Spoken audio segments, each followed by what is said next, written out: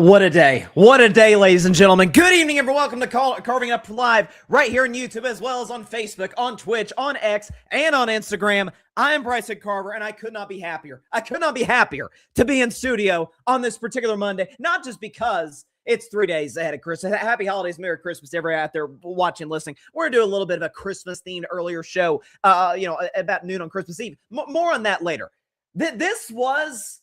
The only thing that wasn't perfect about this weekend was that my man Dak Prescott got eliminated from playoff contention. Outside of that, it was perfect. First of all, the Warriors finally won a game. That was nice. But that's the least of which. My Steelers won. Talk about that in just a moment. The Ravens lost. We'll talk about that in about 45 minutes.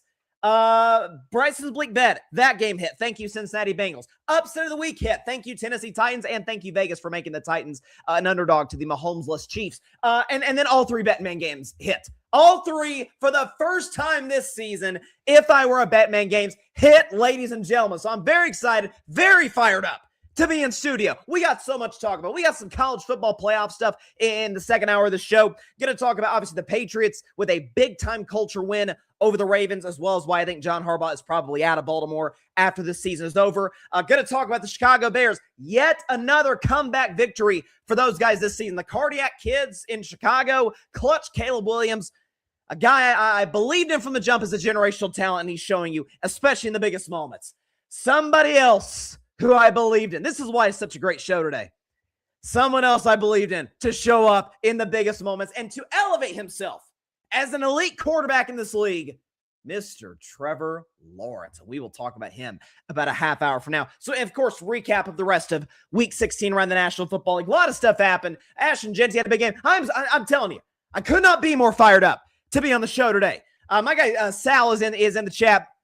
Pretty appreciate Sal. He was on the show last week. He's been putting out some clips on social media. Check him out. Follow him on social media. Sal Rock _ Instagram, TikTok. Sal's the man. I got a chance to collab with him and other content creators in New York a couple weeks back, and we'll continue to collaborate with him with other people who are at House of Highlights in New York City in the future. No question about it. But let's get right to business. But first, it was a shockingly, heart-attacky type of finish for my Pittsburgh Steelers. But when it's all said and done, for the third straight week, it's a black and yellow victory Monday. Black and yellow, black and yellow, black and yellow, black and yellow.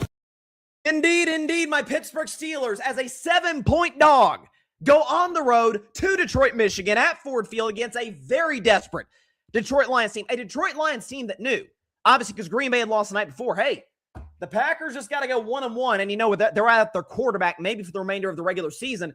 We went out, we're in. We are going to be in the playoffs as the 7th seed, and Green Bay's going to outright collapse. Detroit knew that going into this game. And Pittsburgh, we'll get to the ending, obviously. Pittsburgh came in, had well over 400 yards of offense, and there's a lot of credit to be thrown around. To me, when it comes to the offensive side of the ball, first and foremost, two individuals, two young men, Jaylen Warren, Kenneth Gainwell. By the way, shout out to Omar Khan, who I've been hard on at times on the show. Kenneth Gainwell, great pickup in free agency from the defending Super Bowl champion Eagles, who really didn't have a spot for him, so they let him walk. Pittsburgh picks him up, and he's been excellent this year. But go ahead and show what Kenneth Gainwell, Jaylen Warren did, because they were outstanding. They carried the offensive load for the Pittsburgh Steelers. They had 30 touches, 279, that says receiving yards, I should say total yards, 3 total touchdowns, and 9.3 yards per touch. Kenneth Gainwell had the big-time shocking, remember, I'm forgetting the guy's name, for the Packers 20-something years ago when Al Michaels was calling the game. He did what? When Brett Favre throws that long ball, wins the game against Minnesota in overtime. Forget what the guy's name was. I apologize. Kenneth Gainwell makes a very similar play at the end of the first half, isn't touched, runs it in for a touchdown, which basically ties the game for Pittsburgh, gives us momentum, and Jaylen Warren breaks not one, but 2 45-yard rushing touchdowns. So that was beautiful to see. The running game in Pittsburgh, off the charts, and it's been better in recent weeks than it has been over the course of this season. And also offensively, because it wasn't a perfect game by any stretch of the imagination. Jaylen Warren broke some big runs. Kenneth Gainwell made the plays. Had well over 100 yards by himself in terms of all-purpose yards, receiving and rushing. But the fact of the matter is this. You had the fumble by Darnell Washington. You had the shocking missed kick. I mean, I almost fell on the floor when Chris Boswell missed the kick late to make it, would have made it an 8-point Steelers lead. So it's okay, worst they can do is tie us. Again, we'll get to the ending obviously later. By no means a perfect stretch of football for the Pittsburgh Steelers. But credit where it is due. And shout out to my guy, Alfred Parso Jr. of the Metropolitan Report. Please go subscribe to him. He does a great job covering the New York Mets. He is all but begging. He's a Jets fan. And he was like, hey, Aaron's not the problem here, which to a degree that is true. He was a problem, not the problem in New York.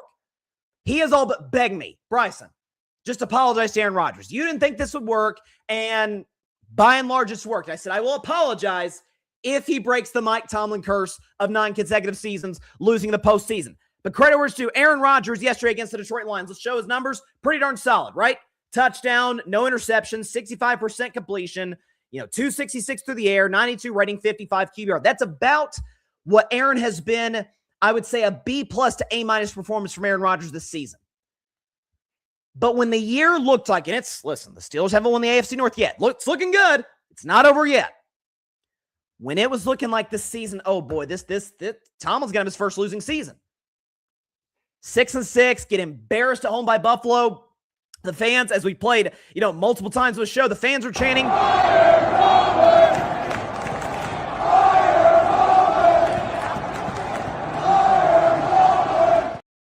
mean, it was getting ugly.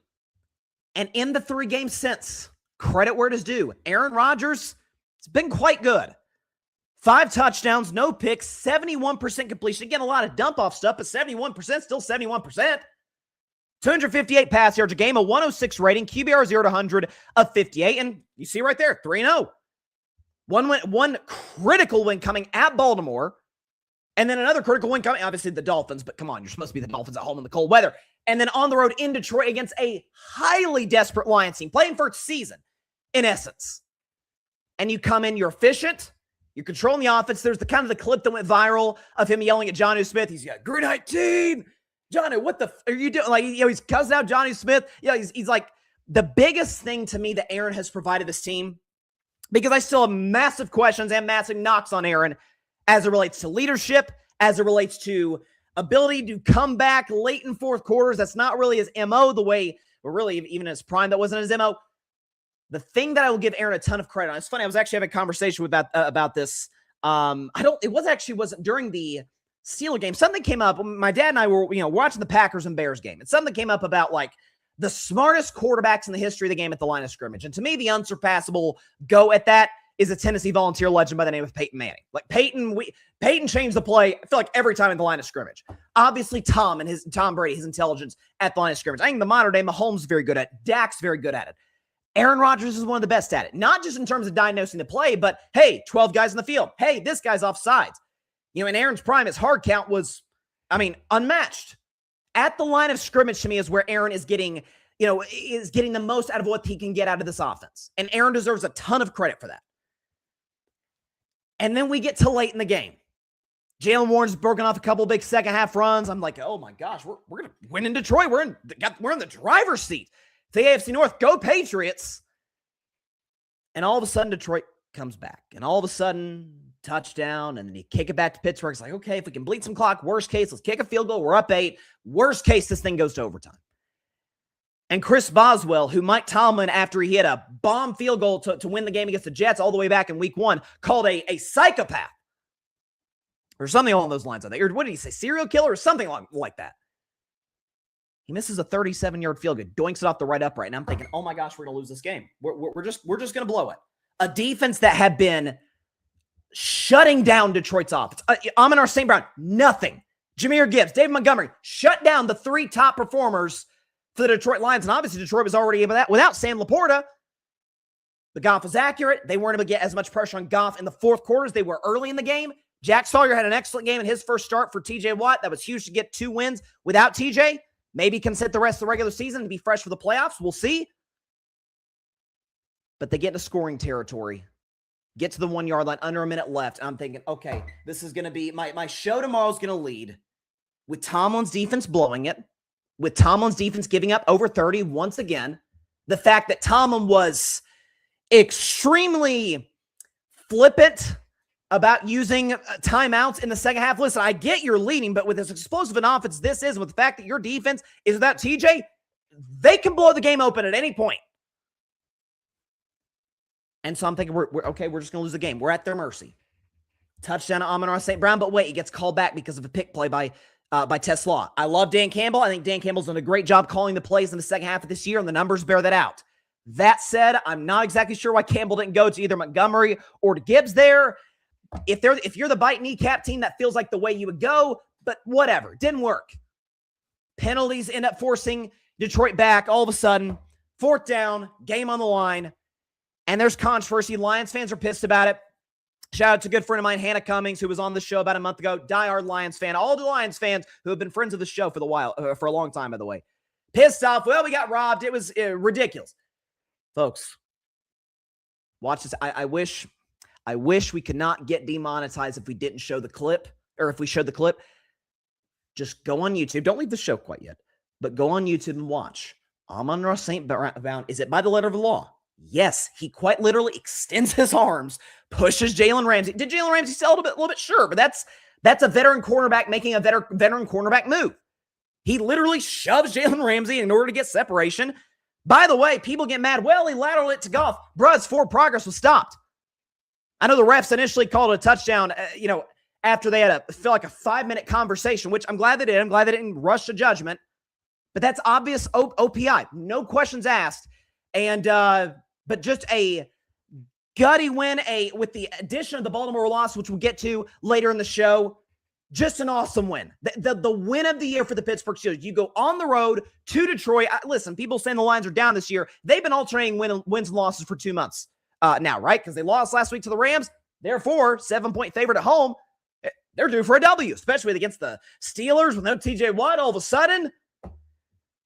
And Pittsburgh gets it done. Pittsburgh runs the football. Some of that is because of the unholy amount of injuries on Detroit's defense for now the second year in a row. But Aaron Rodgers talked about after the game. Talked about the Steelers just barely by the skin of their teeth getting out of Ford Field with a W. I was a part of a game 13 years ago that had this kind of chaos. So were we. With some replacement referees, though. Just watching it now, looks like there's no PI. Looks like he's stopped. Forward progress is stopped. But a lot of crazy game. We had another PI on the touchdown. So happy to get a win. We played great in the second half on offense. Picked up our defense. And they came up with a big stop.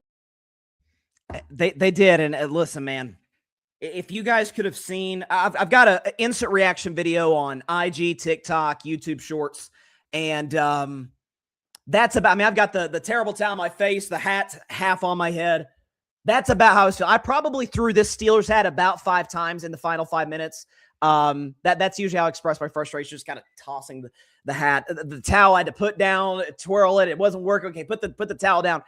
And I feel like I was just going to outright collapse on my couch or watch the game. It was unbelievable. Like when Detroit gets the 1 yard line, I'm like, okay, we've lost the game. And kudos to Steelers defense. By the skin of their teeth, they barely got it done. I got nervous, but not so fast, my friends. We got it done. That's what matters. So the Steelers, 9-6, 3-game winning streak, and all of a sudden, I got to admit, there's a part for me where it's like, okay, it would take an outright collapse to lose the division. So let's say that the Steelers got the AFC North in the bag, which would therefore mean the 4 seed. Listen, if we draw Buffalo in round 1, I'm nervous. Like I think, given what Buffalo just did to us just 3 weeks ago, given, oh my God, we got to play Josh Allen the first round. That's our reward for winning the division. I think we go out in round 1 yet again, and I'm calling for Tomlin's job at season's end. But if we draw a team, and I know they've played well lately, kudos to them, but matchups, that's what the playoffs are all about. That's what sports is all about. If you draw the Los Angeles Chargers in round 1, warm weather team coming to cold weather Pittsburgh, offensive lines beat up. TJ Watt, here's the key, and I kind of mentioned it. TJ Watt is dealing with the lung issue. All indications say he's going to come back. Probably isn't going to be back this week for Cleveland. You may not need him for week 18 against Baltimore, which would be great. If the Steelers can wrap up the division via a Ravens loss to the Packers or via a win in Cleveland, you get a bye week. Like, you literally get a bye. You get to sit Aaron Rodgers, sit some of your veteran players, TJ Watt, and now you've got an elite pass rusher coming back in the playoffs with fresh legs. That could be a big-time asset for Pittsburgh. I've said it before the year. Did not have high expectations of this team. I had 7, 10, 8, 9, 9, and 8. Maybe make the playoffs. Maybe don't make the playoffs, just like every season has been in Pittsburgh for the last decade, it feels like. With that being said, If the season ends with the Steelers winning a playoff game for the first time since 2016, then I call that a successful season. It's not quite the standard that you want as a Steelers fan, but it's been better than it's been by a long shot. I'll take it. So, Steelers, big time W, baby. Let's go. All right, now I'll take off the towel. And actually, I'm not taking off the hat. I got to keep the hat on. Otherwise, my hair looks terrible, and take off the shades. Let's see what we got up here in the chat. Tyler Reddington on X, LFG, or on YouTube, LFG. Sal Rock, I'm fired up. Listen, Sal, I'm fired up too. This is, like I said, there's a few shows a year, and certainly during the football season, where it is just, I mean, again, with the exception of Dak and the Cowboys, because y'all know I'm a Dak Prescott fan. You see his bobblehead right there next to Santa Claus. Big Dak guy. I love Dak Prescott. With that being said, downer that his season is essentially over. There's no playoff football for the Cowboys. Beyond that, oh my gosh, it was a perfect weekend. And part of the reason that it was such a great weekend for me is because of what the Chicago Bears pulled off on Saturday night against the Green Bay Packers. I swear, it feels like it used to be like every other week, it's like, hey, game of the year. This is the game of the year.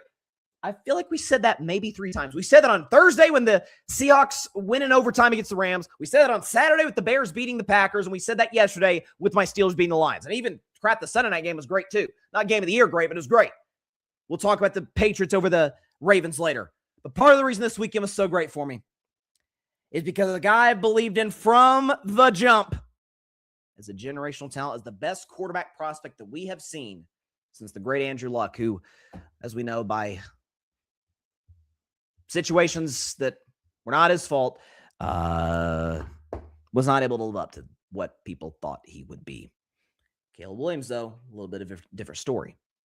Comes to Chicago, bad coaching staff, bad offensive line. Well, what did they do? They got him a great coaching staff, and they got him a great offensive line. And down 10 points in the fourth quarter. Despite Green Bay losing Jordan Love, already had injuries to Micah Parsons, Zach Tom, guys like that. Like, Green Bay is battered by injuries right now. Down 10, you get a field goal. You get the good fortune, the 8% chance kicked in for Chicago of recovering an onside kick because Romeo Doubs bobbles it. I was talking to, shout out to one of my college professors, great dude, a huge Packers fan. And he was telling me after, he said, this literally reminds me exactly of the NFC Championship game against Seattle back in 2014 when Packers were up double digits, botched an onside kick, and lost on a bomb touchdown in overtime. It was very, very similar to that game. Dobbs bobbles the onside kick. Caleb, boom, boom, boom, goes down. 4th down, throws it to Jade. What's the kid's name for the Chicago Bears? Jade, let's see. He was a young kid. He got called up, made his first 2 NFL catches. Jade Walker, who I think Caleb in 4th down looks like he's going to throw it away, and Jade Walker last second comes down with it, i.e. remind me a little bit, without the defenders in the picture, of Joe Montana to the late, great Dwight Clark in The Catch in the NFC Championship game between San Francisco and Dallas all those decades ago. Ends up throwing the game-winning touchdown to DJ Moore in overtime after a Packers fumble on 4th down. And before we kind of get into it, here was DJ Moore, fired up, as you might imagine, after the Bears with the shocking comeback against the Green Bay Packers. DJ Moore, ladies and gentlemen. This has been such a challenging nemesis, the Packers against the Bears. I see the nod. Yeah. What does it mean to get this one, DJ? Man, it means a lot. And at the end of the day, it's after Packers always. That's right here! That's not there right here! Well done, DJ. Well done. Go and enjoy it. Appreciate it. My boy! The vibes are good in Chicago. And again, there's a lot of credit to be thrown around with this team. Coaching staff with Ben Johnson, who, again, I've said this over and over. If they want to split Coach of the Year in half between Ben Johnson and Mike Vrabel, heck, if they want to split it in 3, Ben Johnson, Mike Vrabel, Liam Cohen would have no problem. But all 3 took over not ideal jobs, but with really promising young talented quarterbacks. And look where all 3 are. We see all of them, I think at least we should, as Super Bowl contenders based on how wide open both of their conferences are. A lot of credit goes to Dennis Allen, who, now that the Bears defense gotten kind of healthy, all of a sudden look pretty good. They're forcing turnovers. They're putting the offense in short field situations. The run game's been great. The front office, kudos to them for being able to upgrade this offensive line the way that they have. But ultimately, means nothing if the quarterback can't do what he's supposed to do in the clutch. So let's show Caleb's numbers, for the of the course of the game against the Green Bay Packers. So here you go. Couple touchdowns, no picks, 55% completion. Again, Caleb's completion percentage, that's something he's got to work on the offseason. 280 total yards, 98.9 rating, 81 QBR from 0 to 100. Of course, he had the game-tying drive and the game-winning drive. But in the fourth quarter and overtime, in particular when the Bears were trailing by 10 points, the second Green Bay made that kick to make it 16-6. From that point on, here's Caleb Williams after trailing by 10 late in the fourth. 2 touchdowns, no picks. Again, not a great completion percentage, but 142 total yards, 115 passer rating. Of course, the Bears scored 13 unanswered points, the 10 at the end of regulation and the 6 that they got in OT on the game-winning touchdown to DJ Moore. Is that this is what happens for a franchise that was starved for a great quarterback. I mean, if you ask any Chicago Bears, who is our last great quarterback? The old-timers or the folks that are well-versed in Bears history say Sid Luckman. If you pulled 100 Gen Z, heck, maybe even Gen X, boomer football fans, do 15 of them know who Sid Luckman is? Like, that's how long it's been. Pre-Super Bowl era, since the Bears have had competence, or rather than elite quarterback running the ship. Well, now that's over. You've got your guy. You've got the dude who was the Heisman Trophy winner at USC, who's got the ridiculous arm strength, who's got the insanely quick release, who's mobile. Well, the drive to get the field goal to make it a one-score game, a lot of that was Caleb's legs, and he's shown over the course of the season. He's hard to bring down. He's faster than people give him credit for, and he's got legit weapons. DJ Moore, again, Adunze was out.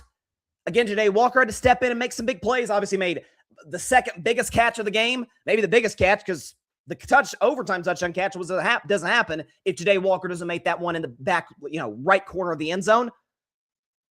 O-line's protected him well. And you can say, well, Jordan Love went down. Malik Willis stepped in. Listen, I saw Malik Willis live last year.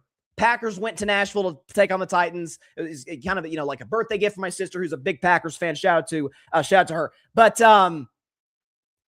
looked good in that game.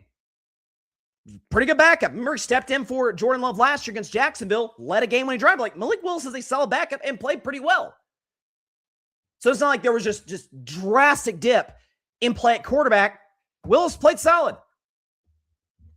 And Caleb Williams, he was given an opportunity. None of this happens without the onside kick, no question about it. But when given the opportunity, stepped up and showed out. And this is one of the biggest things that used to drive me absolutely crazy during the draft process with this player is that, no one evaluating Caleb Williams ever once questioned natural ability. Oh my gosh, yes, his arm is insane. Oh, he moves great. He can make, there's a reason he got a lot of Mahomes comparisons. He kind of moves like Patrick, can make some of the throws, at least the college level, that Patrick has made in the NFL. There's a little bit of a playmaker-like quality to him, but I just don't like that he paints his nails. It just kind of bothers my masculinity a little bit. I don't think because he cried with his mom in the stands. Yeah, I'd rather, listen, I would rather that than being indifferent, than being a guy that Chicago Bears fans are very familiar with, Jay Cutler, where win-lose doesn't really affect me either way. I don't really particularly care. If you're so pissed at losing it moves you to tears, give me that. I've told the story. Kawhi Leonard hits the buzzer-beating shot, Game 7, 2019. Ben Simmons, indifferent. Joel Embiid, sobbing. I said in that moment, give me Embiid. And he hasn't lived up to it necessarily, but more so than Ben Simmons. In other words, give me the guy that cares. Oh, the guy, take it or leave it. All of the draft evaluation of this player, or at least from a negative perspective, had nothing to do with his actual ability. Oh, he's not mentally tough. Well, to have 6-game winning drives, got to be pretty mentally tough. To get beat up in games, to have situations like against the Cincinnati Bengals. Remember that comeback? Bears are offense is rolling. Of course they are. They're playing the Bengals defense. But all of a sudden, Joe Flacco gets hot. Bengals recover an onside kick, and it's like, oh my God, we're going to lose the game. Caleb, we got this. Take a deep breath. Making the plays to Colson Loveland. Making the plays against the Giants when he's not having his best performance in that game. Against the Raiders, against Washington. Like, you could just list the comebacks. This is what this guy's done. And so you're seeing it all come together in Chicago. And I'll be honest, man, I said during the preseason that when there was all this, the connection with Ben Johnson, Caleb Williams isn't going to work. And I said over and over and over during August, during training camp. it's going to be a little bumpy to start. It is. Ben Johnson's never coached a quarterback like Caleb. Caleb's never played with for a coach like Ben Johnson. Around midseason, it would click, and you're seeing that right now. Now the Bears, slim chance, but a chance to get the 1 seed in the NFC. Now it feels like that's going to go to somebody in the NFC West. Obviously, the Niners need to win tonight to keep their hopes alive for that. Seattle's in the driver's seat. The Rams still have a chance to get the top seed in the NFC. But it feels like the NFC North is kind of a foregone conclusion at this point.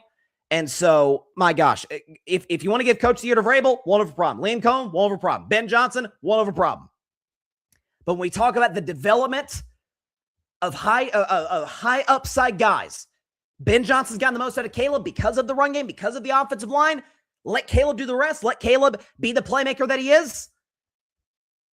Let him go show people, immature, not sure if we can trust him to be mentally tough. Yeah, it's 6 fourth quarter comebacks. I'd say he's pretty mentally tough. This was Caleb Williams talking about Ben Johnson after the game. I got the best coach in the world. Let's put it that way. And we have the best coaching staff in the world.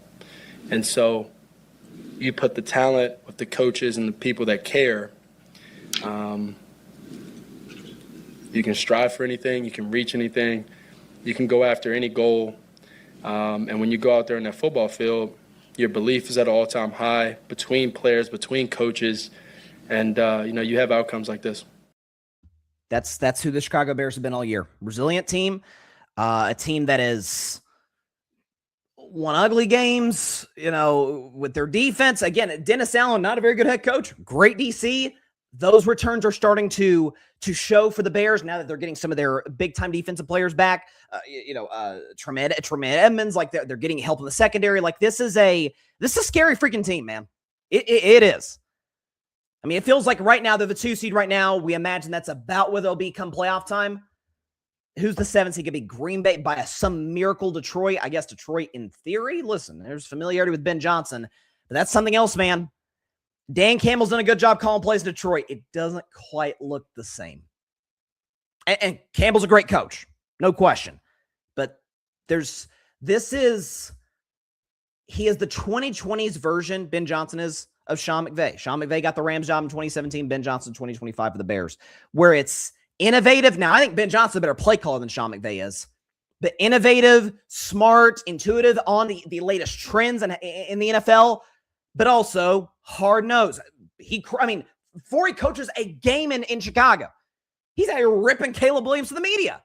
So he's kind of old school in that regard, but it's a great play caller. He knows how to get the best out of his guys. Man, that's a culture setter in Chicago, and they're going to be good for years to come. Matter of fact, I think they're going to run that division for years to come. I really, really do. Green Bay's well run. Detroit's well run. Minnesota is well run. They just don't have a quarterback right now. I with this high upside of a quarterback and that coach, my gosh, and a front office that spent money in all the right places, brilliant. Big time win for the Bears.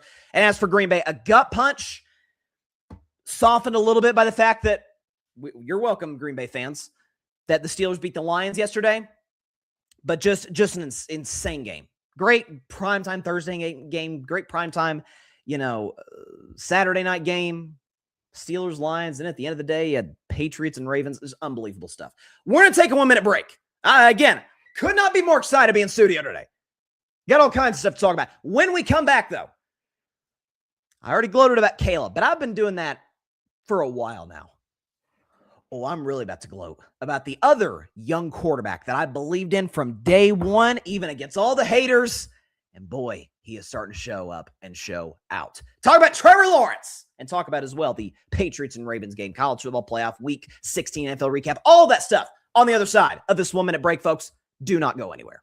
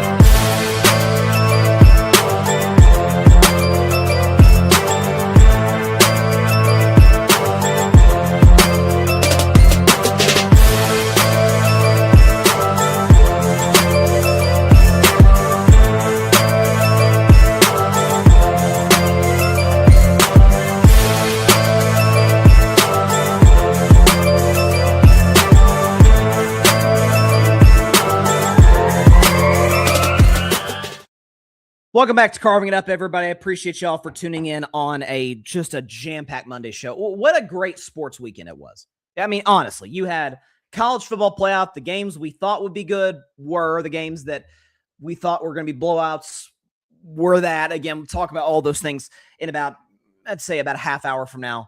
Ravens and Patriots, so much to take away from that.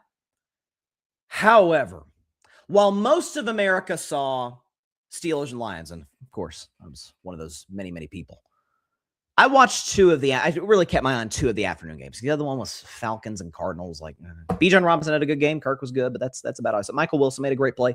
And then the other one was Texas Raiders, which was closer than people thought it would be, but kind of knew Houston was going to win that. So the two afternoon games, Steelers, Lions, paid attention to that. And then you had Jaguars versus Broncos. So let me frame it this way. So at the time of we're doing this live show, it's December 22nd. We're 3 days away from Christmas. And we're right smack dab in the middle of the holiday season. So it's hard to think of, it's not hard to think necessarily, but it's Thanksgiving feels like a long time ago, right? With the stress of the holidays and everything. But just take yourself back to that moment. Sitting around with family, carving that turkey, eating some pumpkin pie. Ooh, some good pumpkin pie, ladies and gentlemen. Maybe arguing about politics. I don't know. Whatever you were doing with your family on Thanksgiving Day. Take yourself back to that moment. You there? All right. From that point to today, Trevor Lawrence has been the best quarterback in the National Football League.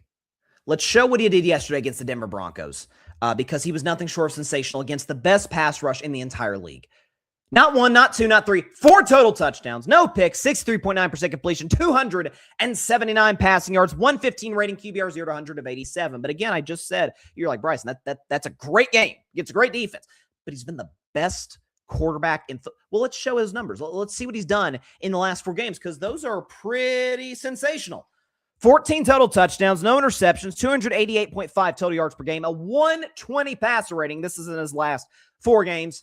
83.9 QBR, 0 to 100. The Jags are averaging 35.8 points a game, and they've won 4 in a row. You're like, yeah, that's amazing, but best in the league. Yeah, best in the league. He's best in almost all of the numbers.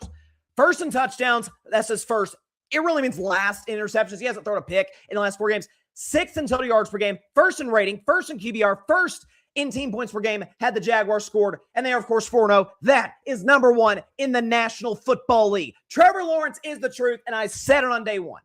And I said coming into this season that while I have seen the obvious talent, I mean, the arm strength, he moves well, size, he's 6'6", see over the offensive line, led a 27-0 comeback, 4th greatest in the history of the NFL playoffs, to beat the Los Angeles Chargers. Led them from, I think they were like 4-8 to 9-8 to winning the division. The year after, the Jags going into December were the 1 seed in the AFC. Suffers an injury, they're not the same team. And then last year, he wasn't very good. Also dealt with injuries. I said, I may see the natural talent. There's a reason he was the best quarterback in high school and the best quarterback in college and the number 1 overall pick in the 2021 NFL draft out of Clemson. But at some point, we do need to see that consistent production. And there have been moments this year.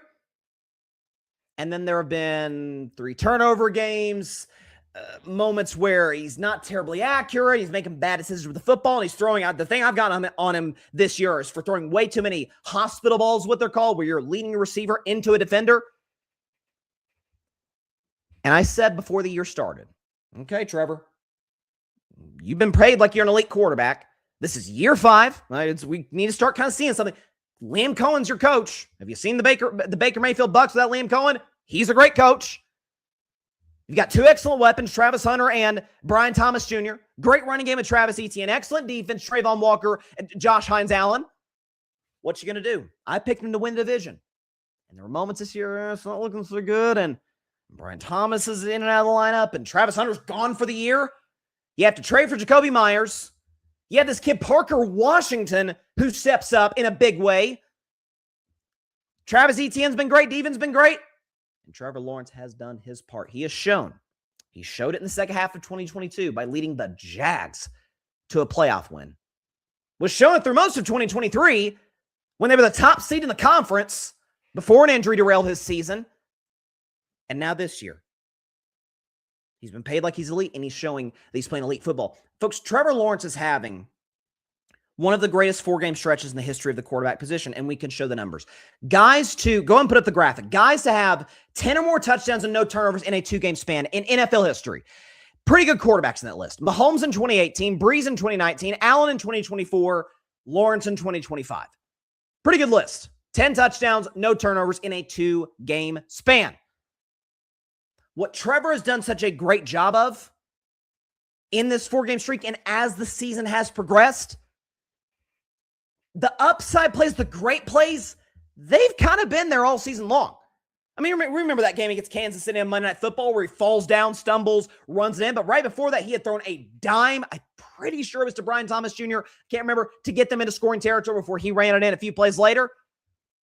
And then the lows of multiple turnovers, and you're not really seeing that. And Cincinnati, him and Cohen aren't on the same page. The thing that Trevor has gotten really great at, and it's reflected in the numbers, he's eliminated the bad plays. He's eliminated the hospital balls. He's eliminated the scratch your head, what did he see on that play, interceptions. Some of that, I think you got to give credit to Liam Cohen, no question about it. Some of that's a credit to a highly underrated Jags offensive line. But no Travis Hunter. Brian Thomas Jr. has been in and out of the lineup with injury. They traded Tank Bigsby to Philadelphia. Like, it has not been a perfect offense by any stretch of the imagination. It's a division that featured a red-hot Colts team prior to the Daniel Jones injury, a red-hot Texans team that I think actually still controls their fate for the 1 seed with the best defense in football, arguably. And it's Jacksonville who's leading that division. I said this about the Bears earlier, and I'll say it opposite conference about the Jags. Boy, you do not want to draw them in the playoffs. With that pass rush, Trayvon Walker. By the way, the Jags second in the NFL in takeaways. So they turn the football over on defense. They're well-coached. Liam Cohen's done an unbelievable job. I said this all the way back in week 1 when they played Carolina. Won that game comfortably. All of a sudden, it looks like a pretty good win, right? Is that in the red zone, the field has shrunk so much, right? So the red zone, a team's success in the red area is almost completely determined by coaching, by offensive coaching. How can you create enough separation in that small of a window? That, to me, determines how truly great of an offensive coach you are. I remember a few years ago, when the Chiefs beat Philly in the Super Bowl 2022 season, Andy Reid, inside like the 5-yard line, had guys wide open. I mean, by like 5-7 yards open. Andy Reid's one of the greatest offensive coaches of all time. Liam Cohen was getting guys open in Jacksonville right off the bat in the red zone by 2-3 yards, which is huge in the NFL. So a lot of this is coaching, but ultimately it falls on the player with the expectations via his pay, via the investments of the Jags organization into the offense, into the coaching staff, and when he's needed to play his best ball, he's done it. Because I heard a lot of folks last week, because I gave Trevor a lot of love for his 6-touchdown performance against the Jets. It's like, the Jets, come on, they might be the worst team in football. They've mailed it in. They're probably tanking. They're failing for Fernando, because we're trying to get to catch on to this show. Fail for Fernando Mendoza. What you going to do against the big bad Denver Broncos, who coming into yesterday had won 12 consecutive games at home in Denver? Oh, I'm just going to casually drop 34 in their heads. That's what. I'm going to continue a stretch of football that has been matched only by future Hall of Famers, Breeze, Mahomes, and Allen. 10 touchdowns, no turnovers in 2-game stretch. First in virtually every category in the last 4 games. Again, since we consumed our delicious Thanksgiving dinner, no player has played the quarterback position. Not Stafford, not Allen, not Burrow, nobody. Not Dak, nobody. Not Drake May has played the position at a higher level than one Trevor Lawrence. And I saw it from the beginning. Listen, these scouts, and I'm not a scout, but these scouts know what they're talking about. There's a reason. There's busts. There's always busts in the NFL. But you see Caleb go 1 in 2024. He's the most gifted. Now, Drake May's been the best quarterback from that class. I think Caleb's absolutely number 2 over Jane Daniels because of injuries. And then Trevor Lawrence, and looking back, is a pretty weak quarterback draft. Zach Wilson, Justin Fields, Mac Jones, Trey Lance. Far and away the best QB in the draft, no question. And has shown himself, I'm elite. When I'm healthy, I'm elite. Playoff win in 2022, down 27-0, by the way, in order to get it. 2023, prior to the injury, 1 seed in the conference going into the final month of the year. And now this year, the Jags actually still control their fate for the 1 seed in the AFC. They're going to need some help. They're going to need New England to lose, Denver to lose to the Chargers. If that occurs, if I'm getting my facts correct, Jacksonville's the top seed in the AFC. I don't expect that to happen. I don't think that's going to happen. But I'll tell you what, if you're Buffalo, from a matchup perspective, and I say this as a Steelers fan, I love my Steelers. I think if we draw the Chargers, great news for us. If Buffalo draws Jacksonville in the first round, I'm picking Jacksonville. I just am. I think Trevor throws a party on that Bills defense. And I think Josh is under duress the whole game because of Trayvon Walker, Josh Hines Allen, and guys like that. Trevor Lawrence, after the W against the Denver Broncos on the road, showing what he and the Jaguars are capable of. Trevor, 6 straight now for your Jags. If people aren't paying attention, they better start. What do you guys continue to show the country week in and week out? We don't really care if people are paying attention. I think that's what we're showing people. But it's been fun. Obviously we got a couple big ones left, so we got to take it 1 week at a time. This is where the fun starts, and we just got to keep rolling. This is wait a second.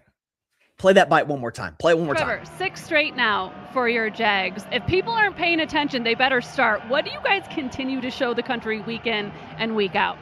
We don't really care if people are paying attention. I think that's what we're showing people. But it's been fun. Obviously we got a couple big ones left, so we got to take it 1 week at a time. This is where the fun starts, and we just got to keep. This is where wait a second. I know I've called Jackson Dart Anakin Skywalker, but does he not kind of sound a little bit and have quotes a little bit like Anakin? I mean, he's even got one of Anakin's most iconic quotes. This is where the fun begins. Maybe I'm going to start calling Trevor Anakin, or as I thought about doing before the show, when Tom Brady, and I'm not comparing Trevor Lawrence to Tom Brady, of course, but when Tom Brady was winning Super Bowls and then he went through that decade drought, no one considered, well, maybe a few people, but no one considered him the GOAT. That was kind of like Montana's title. Like when you think Tom Brady, what's the first nickname you think of? GOAT. My nickname for him the last few years of his career was the Great Outlier. Don't compare your 40-year-old quarterbacks to Tom Brady. It does not make sense what this guy's doing at his age. The Great Outlier. But if you had to poll 100 NFL fans circa 2012, 2013, what's Tom Brady's nickname? What they would, and I haven't heard Tom call this in a decade, probably since he became the GOAT, because the GOAT is just better. Tom Terrific. I remember that used to be thrown around a lot when I first became an NFL fan. Tom Terrific. Well, I think Tom will settle for GOAT as his nickname. So why don't we give it to Trevor? Trevor Terrific. Does it not ring a bell? Maybe we could sell some t-shirts on Carving Up. I don't know, but it works. But Trevor Lawrence playing his best ball of the year. The Jags are playing their best ball of the year. 6-game winning streak. Trevor's the best quarterback in football post-Thanksgiving. Unbelievable stuff from my guy. Speaking of a guy playing outstanding football on a team that's on a roll, the New England Patriots and Drake Maye get a W last night, a comeback W over the Baltimore Ravens, 28-24. There's a lot of storylines for this game, particularly on the Baltimore side, which we'll get into in a few minutes. Let's focus on New England. So I said coming into the week, and I picked New England to win. And thank you very much, Patriots. You were my final, if I were a Batman pick, +3.5. And you guys cover for me. So thank you very much. But I said this was going to say a lot about where New England was truly at as a contender in the AFC. It's like at halftime of the game against the Bills, it's like, oh my God, like they're clearly the best team in the NFL. They're up 21-0 on Josh Allen. Like we know Josh is going to respond, and then the defense collapses. Outside of one big play from Trayvon Henderson, the offense doesn't really get rolling. Drake Maye has a late pick. It's like, oh gosh, they played a team in their weight class and they kind of withered a little bit at home. What are they going to do? On the road, a desperate Ravens team. Ravens are as good as the Patriots, but it's still a hard place to go win. And you could say the Lamar injury, but Lamar wasn't playing great before that. And Tyler Huntley, we talk about good backups, Malik Willis. Tyler Huntley is one of those guys, 2022 Pro Bowler, of course, as we all remember. And down double digits in the fourth quarter, I'm thinking, God, this team's kind of fraudulent. We may have to readjust our expectations. The Patriots, like, great year, but maybe we got a little too ahead of our expectations. Like, they're a good team, playoff team, might win a playoff game, but they are not a contender. And Drake Maye said, yeah, Bryson, shut up. Here's what I'm going to do. In this game against the Ravens defense, 2 touchdowns, did have 2 turnovers, but a 70% completion. Drake Maye is one of the most accurate quarterbacks in football.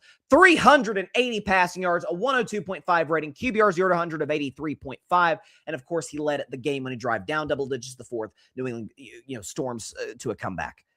So there's a lot of things that are going for this Patriots team. Obviously, they have an elite quarterback in Drake Maye, who I don't think should be the MVP this year. The fact of the matter is, I saw this stat from Doug Clawson, who I quote off on the show, is an elite statistician. But people saying Drake Maye should be MVP. He should be second. It's Stafford, clearly. From Doug Clawson. Matt Stafford currently leads the NFL in pass yards, pass touchdowns, and passer rating. In the last half century, 3 quarterbacks have led all 3 of those categories in the same year. Brady in 07, Kurt Warner in 01, Marino in 84. All of them won MVP. Stafford's the MVP unless he just has a disastrous last 2 games of the season, which I don't anticipate. But with that being said, and this is one of the wildest stats, some of this speaks to how weak New England's schedule was, and some of this is the Patriots just weren't very good last year, is that Drake Maye has never had a come-from-behind win, which is a shocking stat, but it is true. Never had a come-from-behind W as a starter in the NFL. Young player, but it's still a surprising stat that he got it in December of his second year. But he got it. The throw to, what's the kid's name? I think Johnson. I mean, there are probably 3-4 quarterbacks at most that can make that throw. Down the sideline, right over the outreach arms of a defense back to where only a receiver can get it, right there at the pylon to give your guy an opportunity to catch it and get right in the end zone. That's elite quarterbacking at its finest. The 4th down throw that he made, in that game, Stephon Diggs stepping up and making catches. The movement, listen, maybe it's because Drake Maye is pale in his skin tone. Maybe that's what it is, but he is a better athlete than people gave him credit for coming into that draft process in 2024 out of North Carolina. New England has a better than average receiving core. Diggs has been great for this team this year, but think about some of the circumstances going against Drake Maye. Travion Henderson gets hurt. The offensive line is not having its best game of the season. There's some, especially in the 4th quarter, and I'm a big believer, do not blame the refs. That's loser behavior. You had multiple opportunities to win. That said, man, some of these officiating calls, be it the roughing the passer, be it that they should have called when they go low on Drake Maye, and then the blatant missed pass interference call on Marlon Humphrey late in the game. Kudos to New England. They overcame that. That's what true championship contenders do. They overcome stuff that doesn't go their way, but that's what they showed. The defense gets stops late on Tyler Huntley. Some of that was aided by poor coaching on Baltimore's part, but Drake Maye talked after the game about kind of the mentality of the team, but in particular the leadership qualities that Stephon Diggs has brought to the table. Drake Maye on Stephon Diggs after the game. Yeah, Diggs, he, people we have no idea what, he means to this team. He's a leader. He's been great in the locker room. He wants football in his hand and delivers. Started that first game in Buffalo, and it's just deserves.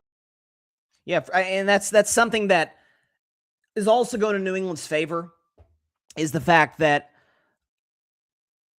there's something to be said about having good vibes, about the team loving each other. Like, listen, you don't have to be best friends with your teammates. Different sport, but Shaq and Kobe, we know what their relationship was, and guess what? They rammed through the NBA 3 straight years. Like, you don't have to be best friends, but it doesn't hurt if you are. When you see some of those post-game shots of Vrabel, and I've said this over and over about Vrabel, I've said it for years, especially this year since he's the Patriots coach now. Vrabel is all the best of Belichick without all the bad parts of Belichick. Belichick was this, wizard, mastermind, a guy who was ahead of his time as it relates to being able to manipulate the clock, manipulate rules to go in New England's favor.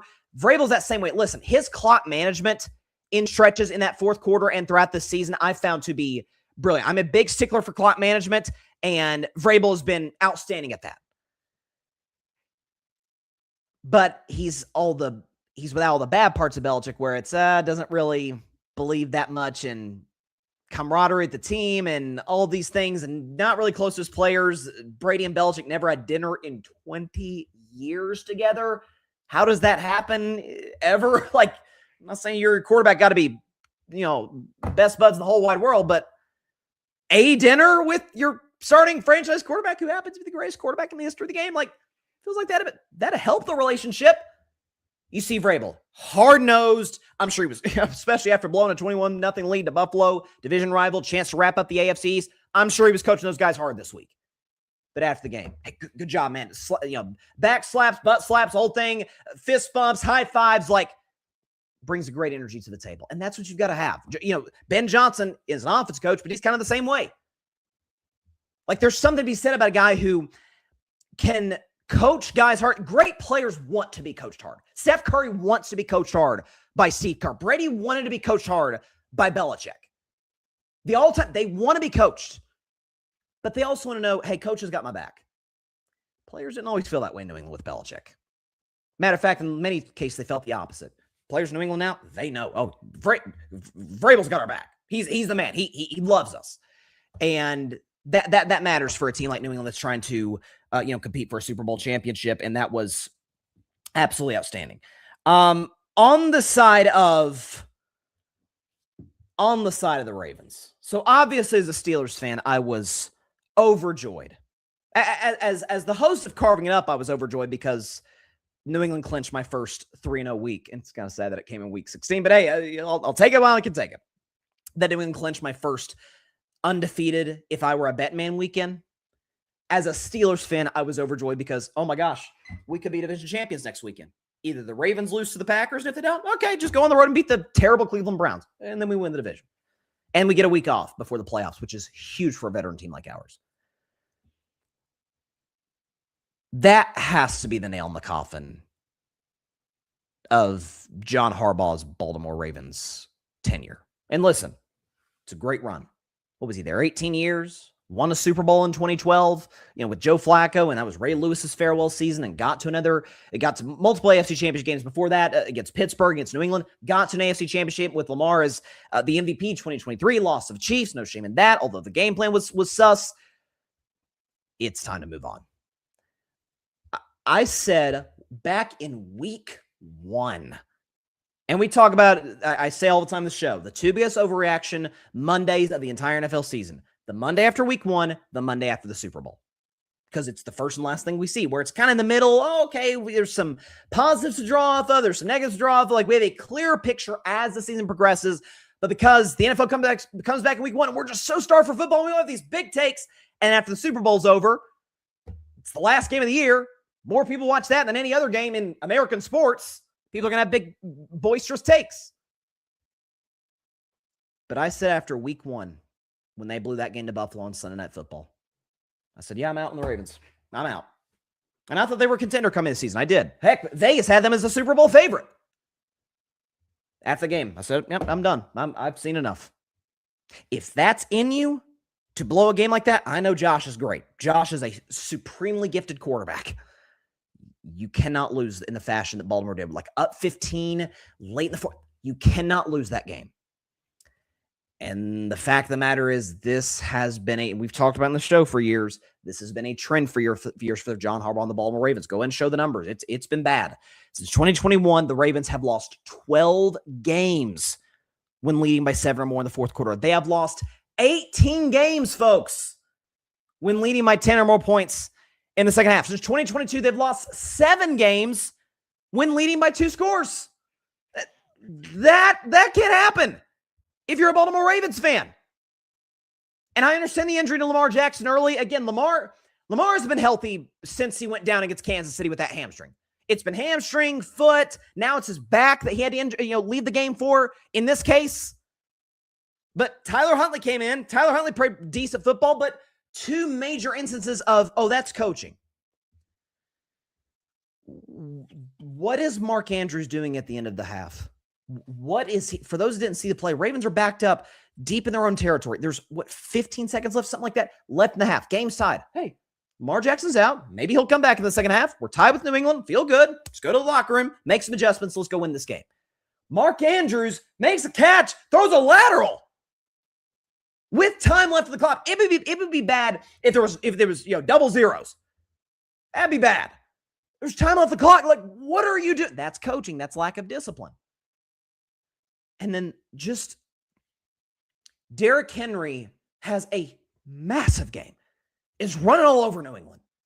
Runs for that touchdown to put the Ravens up, double figures in the fourth quarter. And he doesn't play snap the rest of the way.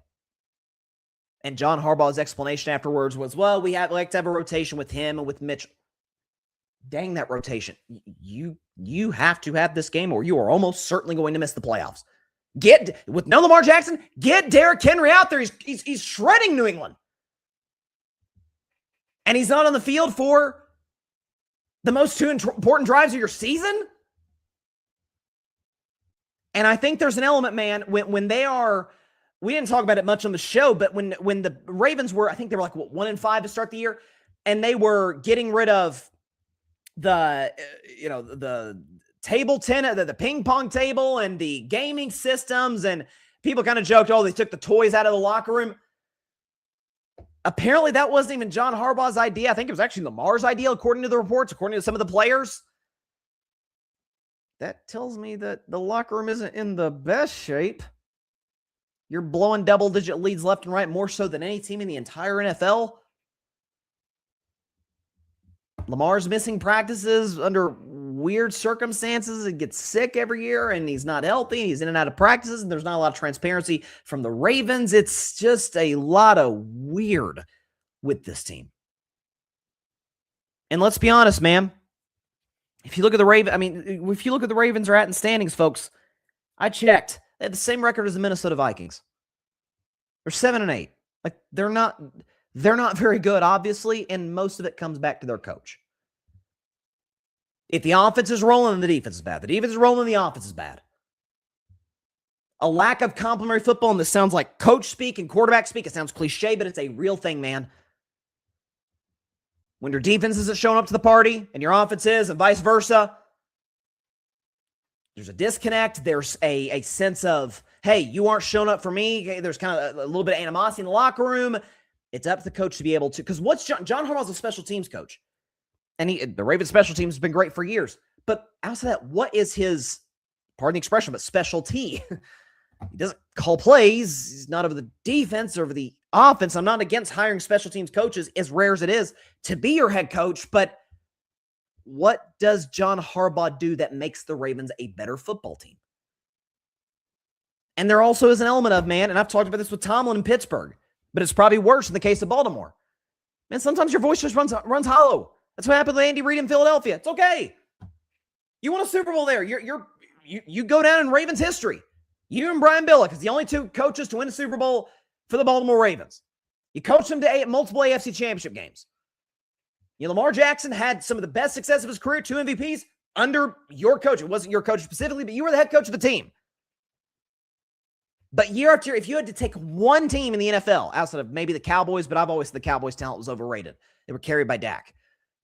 If you had to take one team in the last half decade that folks think has underachieved the most, you could say Buffalo, but Buffalo's been to multiple AFC championships. Buffalo's excuse? Yeah, we just keep running to Kansas City. What do you want us to do? Ravens have only run to Kansas City once. Like Lamar Jackson, some of this is on Lamar, has 2 playoff wins. In the last 5 seasons, or let's do the math actually, the last 7 seasons, 5 of those you have not had a playoff win. Like that's since Lamar became an MVP caliber player, that's been the reality of the Baltimore Ravens. And listen, I think John Harbaugh probably gets a job elsewhere, just like Andy. I don't think he's not as good of a coach as Andy Reid, but just like Andy Reid did. I mean, Philly fires him. 5 seconds later, he's hired by Kansas City. Same case will be true if Mike Tomlin were let go by Pittsburgh. But it's run its course in Baltimore. And I think just the lack of feel for the game, taking Derrick Henry out, the mistake by Mark Andrews, like, do you see the Patriots making those mistakes? Do you see the Bears making those mistakes? The Jags, the Niners, like the Rams, the well-coached teams in this league, Seattle, you don't see them do that. In a game, you're out here throwing backwards passes at the end of halves in your own territory.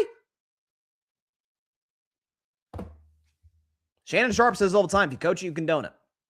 And that's right. Oh, come on. It's, boy.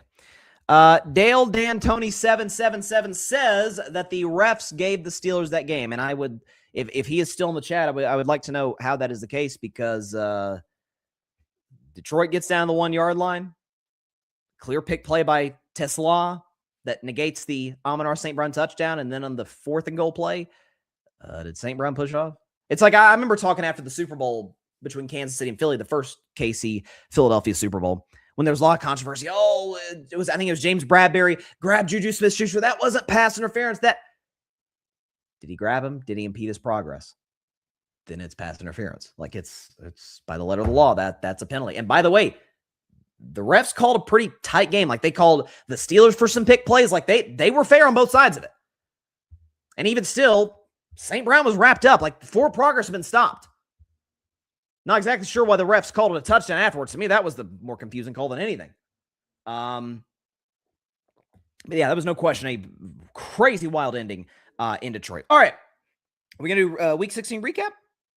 All right, let's go into it. Week 16 recap around the National Football League. So if I can go and pull up some of the games. So Philadelphia, Saturday evening, getting the W over the Washington Commanders by a final score of 29-18. Philadelphia clinches the NFC East. This is the first time that we've had a back-to-back NFC East champion in 20 years, when it was also the Philadelphia Eagles, the Donovan McNabb, Andy Reid Eagles, who accomplished that feat. But listen, the offense looks like it's rolling again. Now, some of this is you're playing the Raiders defense last week. You're playing an awful Washington defense this past week. But listen, it's 10-7. It's not looking so good for Philly. Jalen Hurts made some big-time throws to Devontae Smith. Dallas Goedert was great. A.J. Brown was involved. Saquon Barkley showed a little bit of the old signs of Saquon Barkley that we saw last year.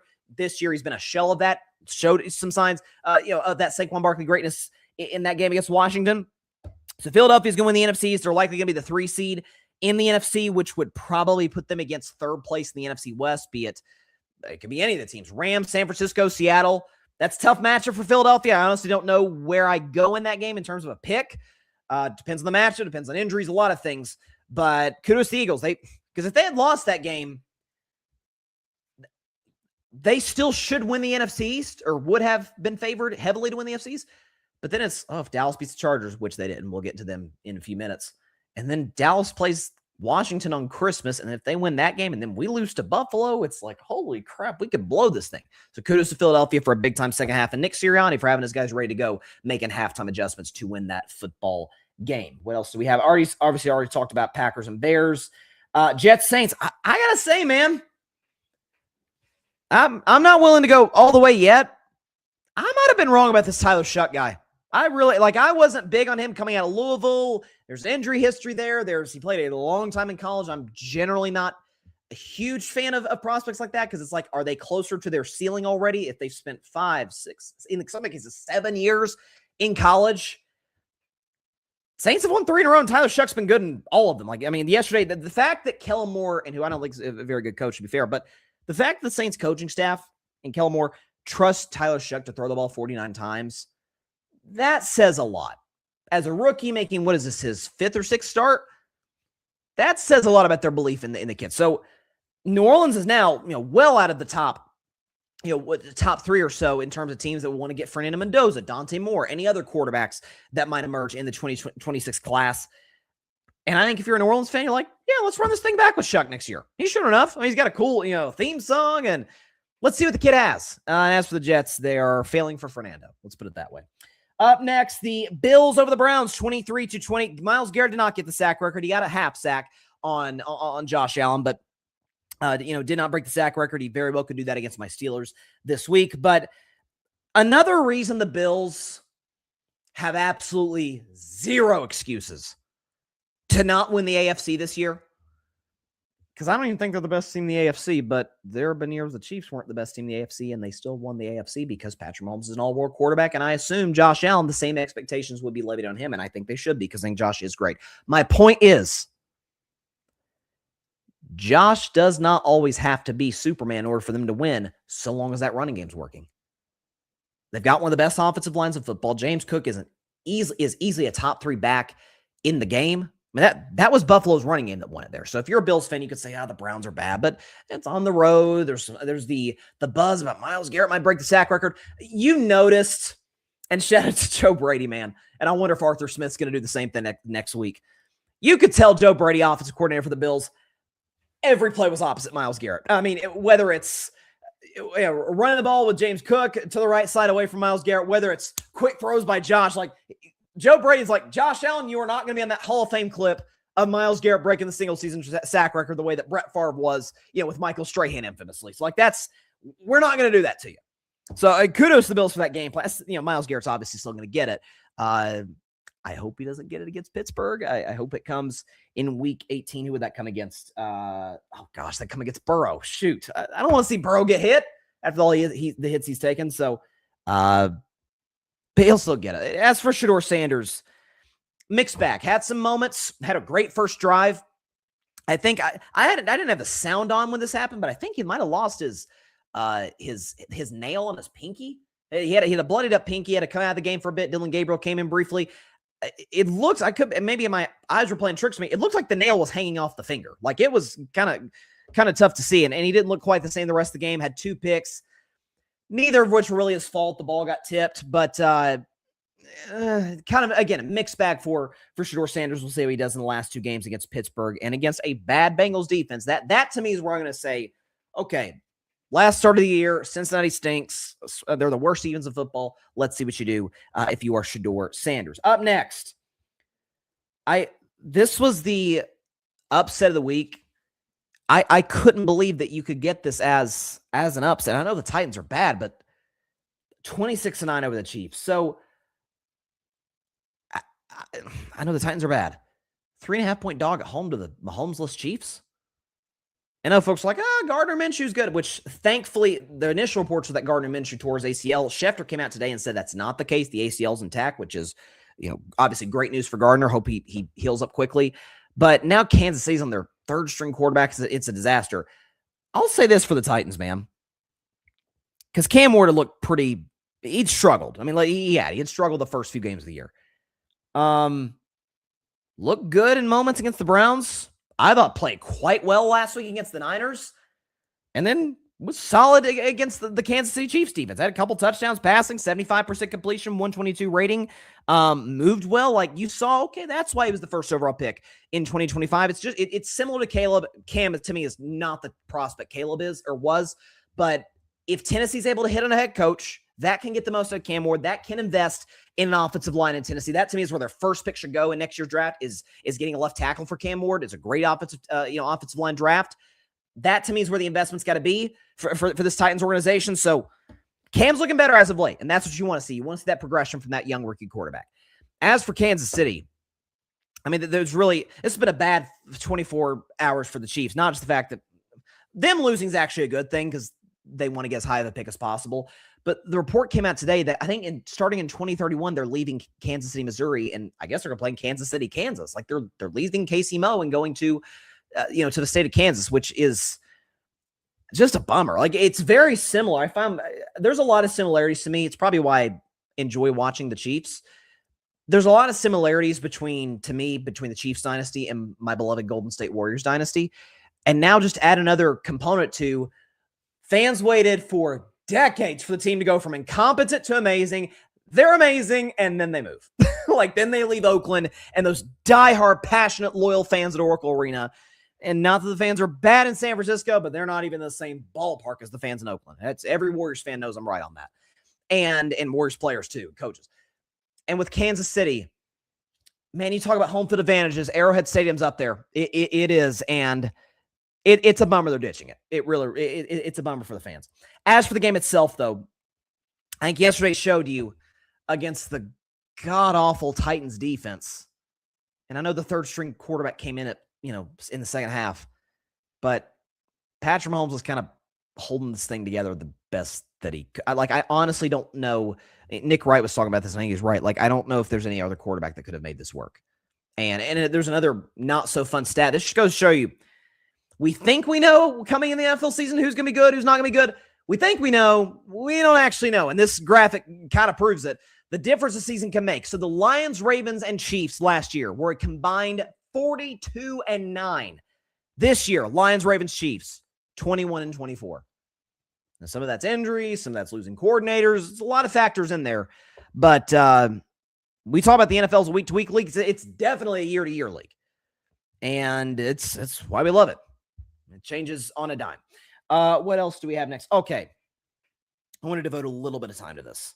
Chargers of the Cowboys, 34-17. It was one of the few games I actually got wrong. I had a good week of picks. Like I said, Bryson Bleak bet, that hit. Upset of the week hit, and all 3, if I were a Betman games, hit this week. Matter of fact, just to celebrate it, just to celebrate that comment, it took till week 16 to get it, but we celebrate today nonetheless. It was a great weekend to have my favorite segment of all time hit. It is called Betman. It was great to see. It really was. One of the few games I got wrong, though, was Chargers over the Cowboys 34-17. Now, Dallas's offense got rolling early. George Pickens, finally, welcome to the party. He started making plays. Dak was great early in this game. They're running the football effectively. But when you're fielding the second worst defense of football, we'll get into that in a second, and you're playing Justin Herbert, even without his tackles, and they lost more starters in that offensive line yesterday, you're going to get cooked. And Justin Herbert, to his credit, will show you his numbers, absolutely cooked the Cowboys yesterday. 3 total touchdowns, 2 passing, 1 rushing, no interceptions, a 79% completion percentage, 342 total yards, a 132.8 rating, which is amazing. And maybe even more amazing is a QBR from 0 to 100 of 92.9. He was accurate. He used his legs well. Quentin Johnson made plays. Ladd McConkey. So Herbert was great. The Chargers, by the way, they won 4 straight. Kind of quietly, but they won 4 straight. They beat Philadelphia, beat Kansas City when Mahomes was there for the majority of the game, beat Dallas on the road in Dallas. Chargers are playing good football. The conversation I wanted to have, though, is about the Cowboys. So they obviously knew coming into this, they knew coming in the weekend, their chances of making the playoffs were almost nothing after that loss to Minnesota. Once Philadelphia won, their chances were nothing. They were officially eliminated. But last home game, Chargers are a good team. Dallas they beat Philadelphia, obviously. They've beaten good teams this year from time to time. I found myself at the end of that game kind of mad. And for those that don't know, growing up, I was a Cowboys fan. Like, big Cowboys fan. That just so happened to, early in my Cowboys fandom, intersect with the fact that I was a huge fan of Dak Prescott at Mississippi State. So the fact that my team drafted Dak in 2016, hand to God, I reacted with more excitement to the Dak Prescott pick in 2016 than the Ezekiel Elliott pick when he went 4th overall of Ohio State in 2016. Hand to God. Y'all know I'm a huge Dak Prescott fan. And so when over time I saw the organization wasting his talents and then refusing to give him a long-term extension that other quarterbacks that were not as good as he was, Carson Wentz, for example, were getting, and then he screws up his ankle in that Giants game in 2020. I'm like, okay, screw the Cowboys. I will pull for Dak wherever he plays for, Dallas or elsewhere. Once he's out of Dallas, I'll never pull for the Cowboys again. And that's how I became a Steelers fan over time. And so with that backstory, I found myself getting really pissed off watching that game. Because I'm thinking, man, this freaking disastrous trash can of an organization. Dak Prescott had maybe the best season of his career, and that's saying something because his last healthy season, he finished 2nd for MVP to Lamar Jackson. Show Dak's numbers this year in Dallas. He's been a top 5 quarterback by every metric. 2nd in touchdowns, 5th in completions, 2nd in yards per game, 10th in ratings, 2nd in QBR. He's been awesome. Dak has had an outstanding year with a bad pass protecting offensive line, with CeeDee Lamb at times missing action, with George Pickens straight up quitting at points this season. Rookie head coach Brian Schottenheimer, terrible defense, we'll get into in just a second. Dak was awesome. The Cowboys knew going into virtually every game they played, man, we got to put up at least 30 or we're not winning. And Dak played his best ball in those situations. And then you add to that, okay, Dak, 2nd in passing yards. Javonte Williams, 6th in rushing yards. George Pickens, 3rd in receiving yards. CeeDee Lamb, despite missing time, 10th in receiving yards. Offense was unbelievable. So why is Dallas not in the playoffs, you say? Why is Dak Prescott not in the MVP conversation? He shouldn't win it. That should be Stafford, no question about it. But why aren't we talking Stafford, May, Dak? Because of one man, Jerry Jones, who let his own hubris, his own pride, his own ego get in the way of what could have been kind of a scary team in the NFC. If you combine that offense with an okay defense, which, by the way, is kind of what Dallas has been for the last 5 years, with a guy who's, a top 5 player in the entire NFL on his side of the ball, Micah Parsons. Because trading Micah Parsons, Jerry told us, hey, don't worry about it. We're going to be just fine. And listen, they've got picks. Jerry's bombed the last few drafts. I don't think he's going to hit on those picks, but hey, he's got picks, right? selling the fan base on a rebuild when your quarterback is in the prime of his career. Okay, let's show the Cowboys defense. This is the level that Jerry Jones has wasted the best year of Dak's career. Show the Cowboys defense numbers. Garbage. 31st in points allowed. 31st in total yards per game allowed. 31st in yards per play allowed. Last in yards per game allowed. Passers per game allowed. Last in touchdowns passing allowed. Last in passer rating allowed. Trading Micah was going to help them stop the run, right? Yeah, they're below average. 20th in stopping the run. 31st on third down are the Dallas. If you're playing the Dallas Cowboys defense, you convert on third down almost half the time. 47%. 31st in the National Football League. All because Micah had the audacity. You know, the best player in your team, him or Dak, by a country mile, the best defensive player on your team, had the audacity to say, yeah, I'd like an extension, Jerry. My production's been pretty good in Dallas. And matter of fact, can we show Micah's numbers before the Dallas trade? He was 5th in sacks, 5th in tackles for loss. He had a second. He has the second best pass rush win grade by Pro Football Focus, second in pass rush win rate, first in pressure rate, all according to Pro Football Focus. Micah was pretty good. I think last year, some of the second, third level analytics said, yeah, the Cowboys were the worst defense in football when Micah was off the field because he dealt with injuries last season. And prior to injury, Micah was probably going to finish second for Defensive Player of the Year to Myles Garrett with the Green Bay Packers this year. But all because of Jerry's hubris, because one player had the audacity to challenge Jerry, to call Jerry's bluff. Jerry said, okay, screw you. I'm going to show the whole world I'm going to rebuild this thing. We'll see. Those draft picks haven't been made yet, although you bombed one of them for Quentin Williams, who's a very good player. He's not Micah Parsons. And the Cowboys defense wasted maybe the best season of Dak Prescott's career. Wasted an opportunity in a wide-open NFC to maybe compete a little bit. It looks like Dallas, looks like you've got your coach. Schottenheimer's better than McCarthy and Garrett. You know you got your quarterback. You're not sure if Pickens is coming back next year. And if he does, it's on a greater contract. You run the football finally on a consistent basis, which you haven't done since the prime of Ezekiel Elliott. Team wasn't perfect, but it had pieces. The offense did their job. And now Dak Prescott is having to answer questions after the game about, like, is this going to be a situation where, you know, you guys have kind of like not literally, but kind of thrown in the towel for the season because, you know, you are the playoffs. And Dak, being the A+++++ leader that he is, gave this answer. This is our job. Like, we're blessed. You know how hard we've worked and the sacrifices we've got to even get to this league, to get to this 10 years in for myself, to be healthy, to like, I said it to the team in the, I think it was Friday when we're breaking down, or Saturday, whenever. It's like, this game has given us so much. How could you cheat it? I think Osa said it best, you know, when he just broke down the team right there after the game of, we got 2 weeks left and nothing's promised in life, right? Our football careers damn sure aren't. So nothing in life is. Like, let's enjoy these 2 weeks, cherish these moments, these practices, these time together with the men and the brothers that we love and we've got an opportunity to play with. This team won't be the same next year. So let's enjoy this and give it our best. That's the guy who Jerry Jones wasted the best year of his career. Top 5 in virtually every statistical category, top 5 by any metric as a quarterback this year. And I mean, we knew how great of a leader Dak was. You just heard it right there. But also, why did Jerry do it? No one was that I should say no one. The intrigue in Dallas, because there weren't championship expectations, y'all remember the offseason was not what it has been in years past. So what does Jerry Jones do? He trades Micah Parsons to create some drama. Hey, Jerry admitted what his business plan is earlier this offseason. I do believe if we're not being looked at, then I'll do my part to get us looked at.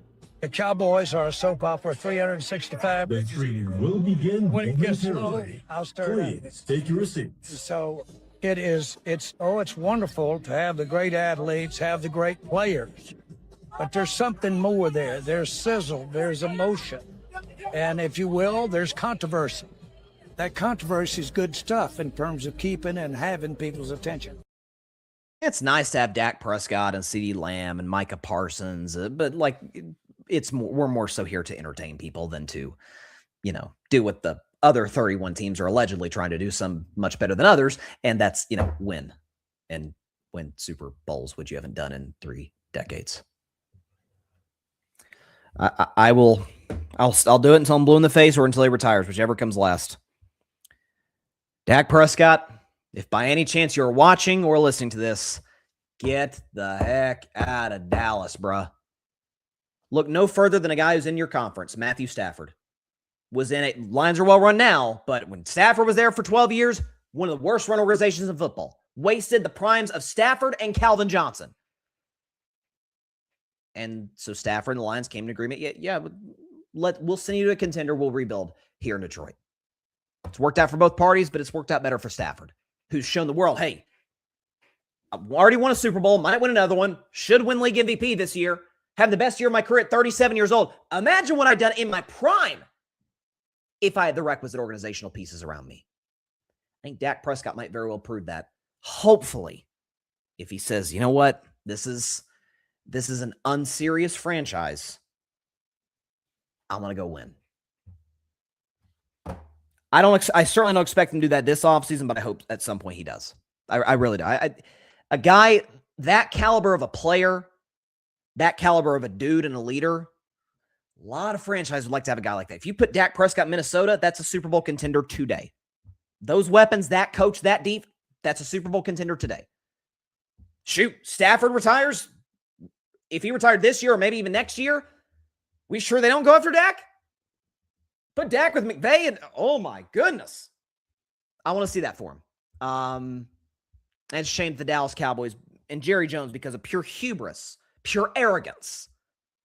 Hey, Micah Parsons, you're not bigger than me. I'll show you how valuable. Yeah, Micah was the second best defensive player in all of football. And your defense was hot garbage on the 4th of July. But such are the problems of the Dallas Cowboys. Speaking of the Vikings, they beat the Giants 16-13. Jackson Dart had a brutal game. What do you have? Like 31? Was it 31 yards passing? 33 yards passing. The Giants straight up would not let him throw the football. Only 13 attempts. It was a weird game plan, to say the very least. But Minnesota wins.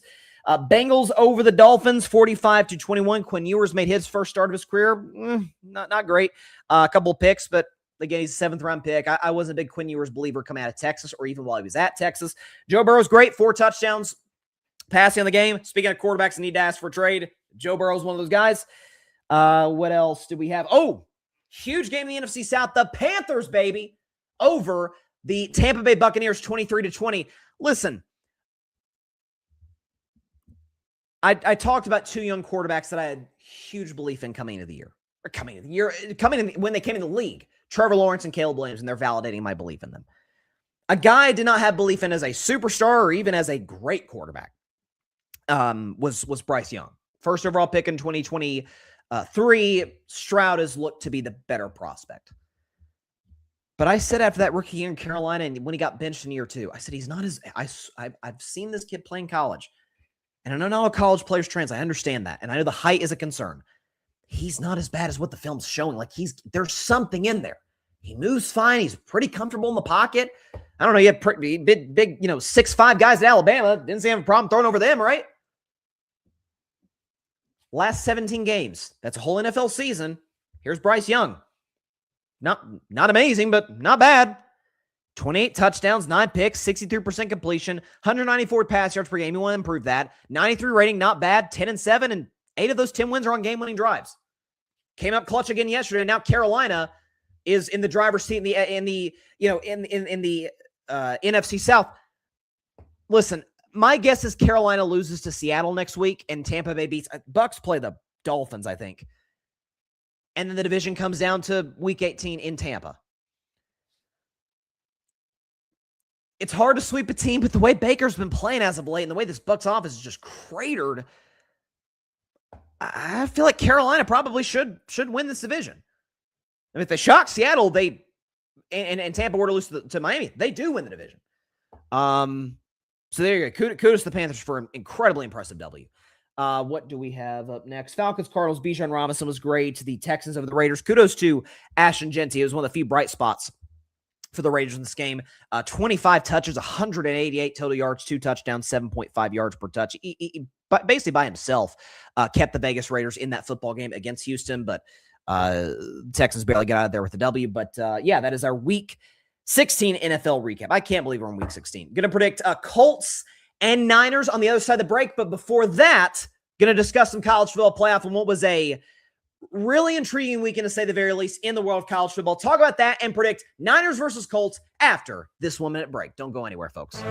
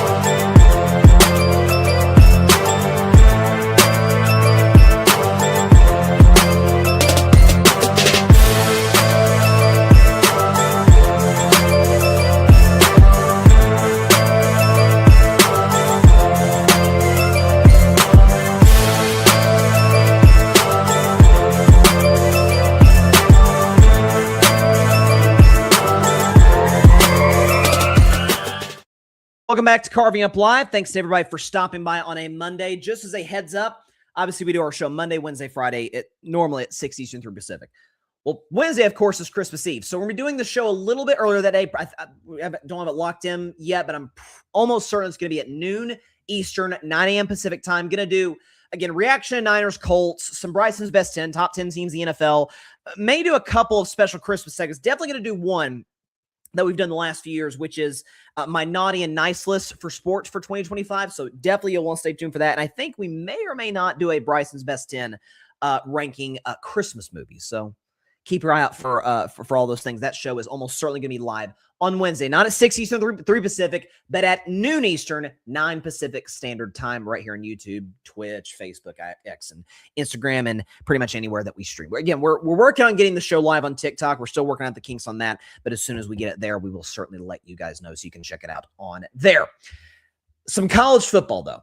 So the first round of the playoff kicked off on Friday night with Alabama getting a come-from-behind win, starting down 17-0 on the road in Norman, Oklahoma. John Mateer's got it going. The Oklahoma defense, which feels like they've done this all year, is just suffocating an Alabama offense that has been dormant for a month.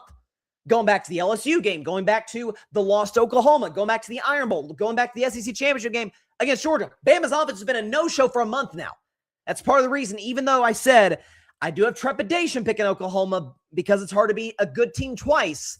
But at home with that defense, extra time to prepare, like I like Oklahoma in that matchup. Alabama, to their credit, Ty Simpson comes live. The pick six changed everything, to change the entire complexion for that game. Oklahoma really wasn't able to recover from there, and Alabama wins. As for the game Saturday afternoon, Miami over Texas A&M 10-3 was the final score there. Just a defensive stalemate. It was windy. It was not ideal conditions. Kickers were missing left and right, and I mean literally missing left and right. It was all over the place. The kicking competition, the Pat McAfee kicking competition, was a mess before the game on College Game Day. I did pick Miami to win this game. I thought they would win at the line of scrimmage, and they did. Marcel Reed really struggled. The goal line pick was absolutely brutal. Tough way for Texas A&M season to end, but I did think Miami was the better team. I got to say, this was a rough weekend for, and I one of my dear friends, John Rivera, shout out to John, one of my best friends in the world, is a diehard Notre Dame fan. This is not a good weekend for Notre Dame fans, because the two teams that got in over you, Bama and Miami, both won. And I saw a tweet, and I'm thinking, oh boy, did they watch the college football season? A Notre Dame fan tweeted, man, watching Miami versus Texas A&M, and Notre Dame would beat both of these teams. There's only one small problem with that. They already lost to both of those teams. They lost to Miami 27-24 in week 1 and lost 41-40 I think it was 41-40 to Texas A&M in week 3. So you could say what would happen if they play today, but that's semantics. They played early in the year and they lost both of those games. Like that's on you, Notre Dame. Join a conference, please. I'm saying this is the only way for you to get into playoff, but it sure would help instead of you playing some cupcake schedules outside the first 2 games. Regardless, to me, the weekend exposed 2 major truths about college football and then, in a larger sense, the college football playoff. Winning in the line of scrimmage is everything, man. Alabama had more sacks than Oklahoma. Now, Oklahoma had more total yards than Bama by a long shot. The pick 6 really kind of changed things in a major way. Oklahoma getting sort of that extra possession there. But Alabama was able to win the line of scrimmage, particularly in the second half. And then especially with Miami and Texas A&M. Miami ran the football far better than A&M did. They had the kid who had a great story, the running back for Miami. Make sure I get his name on the show. Okay, I guess I can't find it. What was the kid's name? Whose mother, Fletcher, the running back for Miami. Excellent player, had a big game. They showed his mother travels to, she has a fear of flying. She travels to every single game, drives to every single game that he plays, be it Miami or on the road. Apparently last year when Miami played Cal, she drove all the way to Cal Berkeley, I guess from Miami. I'm assuming she lives in South Beach, all the way to Cal. Like, that had to be a week-long trip. So shout out to her. They've shown her in the stands. It was a great moment with her and I imagine some family and loved ones. But he was excellent. Miami gave Marcel Reed a rough day at the office over and over and over, kept forcing Texas A&M on some 3rd and longs. Like, football is a complex sport, but as I've said many times on this show, football and particularly line play at its finest, moving another grown man, or in the case of college, moving another very large kid against their will. That is line play at its finest. Miami, that's what they did against Notre Dame. That's a big reason, not just them beating Notre Dame, but them beating Notre Dame at the line of scrimmage. Football's a physical game. It's a collision sport. That's where you got to win in order to be successful. And Miami did that in week 1 against Notre Dame, and they did that on Saturday against Texas A&M. So very deserving to win. You got Miami going to play Ohio State in I think that's the Cotton Bowl on New Year's Eve. Ohio State should win, but I think that's actually a more competitive game than people think. Now, Ohio State's going to have basically a month of rest, so that certainly favors them. But I don't suspect blowout coming. Let's put it that way. What are the Buckeyes favor in that game? 10? 9.5. Okay, so 9.5, 10, tomato. I'm still not decided on whether I'm going to take Ohio State to cover quite yet. Let's put it that way, because Miami has some matchups they can exploit, although at the end of the day, though, Julian Sayin versus Carson Beck, that's not even a contest, obviously, as we all know. As far as the other 2 games, they played out exactly like we thought they would. Ole Miss over Tulane 41-10. So Ole Miss literally played Tulane earlier this year, and it was 45-10. And they scored, I think, in 3 plays in like under a minute. Tulane, to their credit, kind of responded. Or actually, I think they had a pick early in their first drive. The game was never competitive. And then the nightcap, which, again, I don't know why the college football playoff didn't have the 2 bad games first, and then Miami A&M, and then Alabama, Oklahoma as the last 2 to kind of cap the week. I'm not sure. Maybe they were worried about competing with NFL ratings, which I was kind of glad they did so I can focus more on like the Packers-Bears game. Saturday night, Oregon over James Madison 51-34. And before people say, well, I mean, James Madison was a 20-point dog and they covered. They scored 34 points on the road at Eugene. Went on the road to Autzen Stadium, competed with the Ducks. Folks, the game was 34-6 at the half. Like the game was over before it started. I know this is going to piss off the fans of G5 teams. And it's not to denigrate their season whatsoever. They both had excellent seasons, Tulane and James Madison. Honest to God, like the American Conference was by and large pretty tough this year. You had Navy, you had Memphis, tough conference. Kudos to them for getting the job done. USF, and then James Madison completely dominated the Sun Belt this year. Kudos to both of those squads. We got to get rid of the automatic G5 bid. And we definitely have to get rid of the automatic conference championship.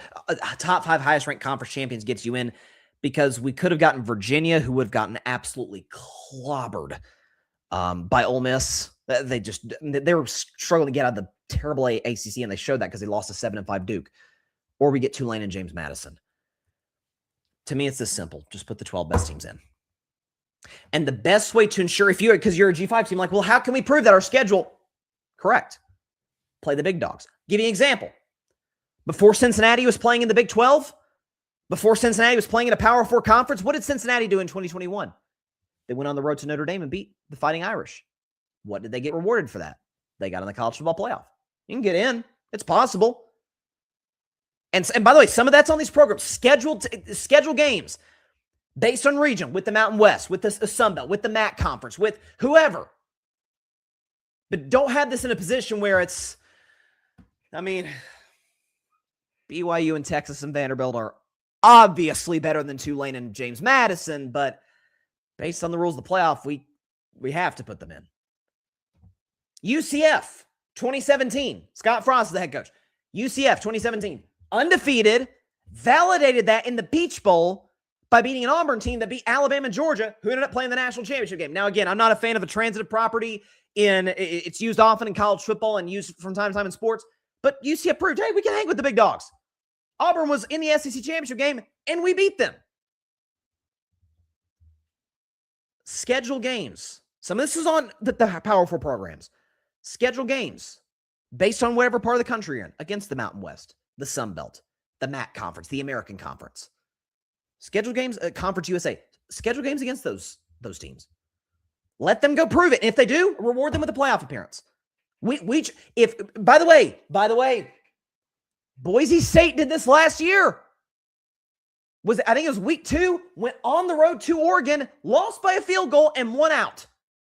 They deserve to be in the playoff. They proved we can hang physically with Oregon, who ended up being the 1 seed that year in the playoff. If you prove you can hang with the big dogs, you should be rewarded by putting in a tournament with the big dogs. So a lot of this is schedule making, and a lot of this is, man, we got robbed of having Notre Dame in the playoff, who are better than both these teams, and it would have been BYU, which I would have agreed with. I would have put Texas in as the 12 seed because they did beat Vanderbilt. And I think they're absolutely better than BYU, who got crushed by Texas Tech twice, the best team they played all year. But that's the reality of the situation, man. Like, it doesn't have to be unfair to either party. It doesn't have to be unfair to G5 teams. It doesn't have to be unfair for the viewers. So where we're subjected to, well, no, the outcome of this. That was the issue with college football for years. Is that because there was no NIL, because you had, which I guess there technically was NIL, but it was shady NIL, wasn't regulated. You had the 14 playoff. You had a landscape in college football to where there's 1, maybe 2 great teams per conference, and the rest are kind of in the middle and the bottom. Now the sport's more wide open than it's ever been. Ohio State was the 8 seed last year. Yeah, they were the 8 seed last year, and they won the national championship. It's not a hard concept. Get the 12 best teams in the playoff. Anyone will say, well, James Madison scored 34. Yeah, after Oregon called the dogs off. I had a brief athletic career.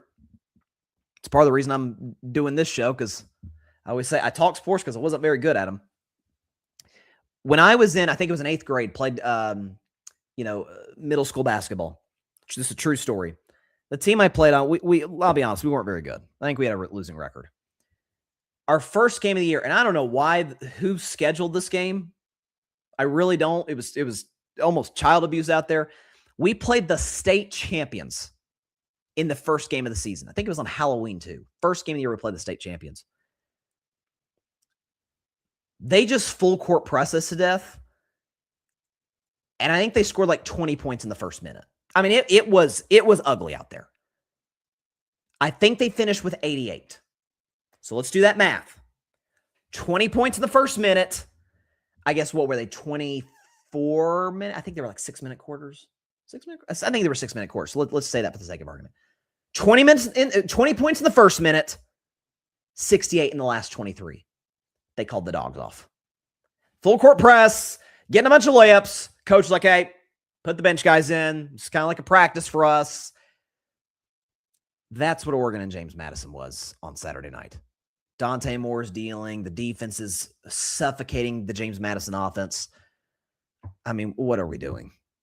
Yeah, they got their 28 points in the second half once Oregon said, hey, let's go and pack up. We're headed to Fiesta Bowl to take on Texas Tech.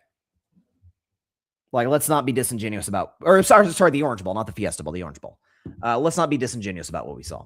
As for the playoff matchups, and I won't predict these until next week, because I want to see how the lines shift and what happens. So you're going to have Miami and Ohio State in the Cotton Bowl, which will be at 7:30 Eastern on New Year's Eve. And then on New Year's Day, you're going to have Oregon, Texas Tech at noon in the Orange Bowl. By the way, Ohio State's favored -9.5 over Miami. Oregon's a 1.5-point favorite over Texas Tech. I'm leaning Oregon. Texas Tech's better than people give them credit for. They've got the best linebacker in college football. So I'm curious to see how that materializes. Maybe the most entertaining game. Alabama, Indiana in the Rose Bowl. Indiana is a 6.5-point favorite. That's a fun matchup. And then finally at 8 o'clock, this is, of course, New Year's Day, you got a rematch of the two teams that played in the regular season.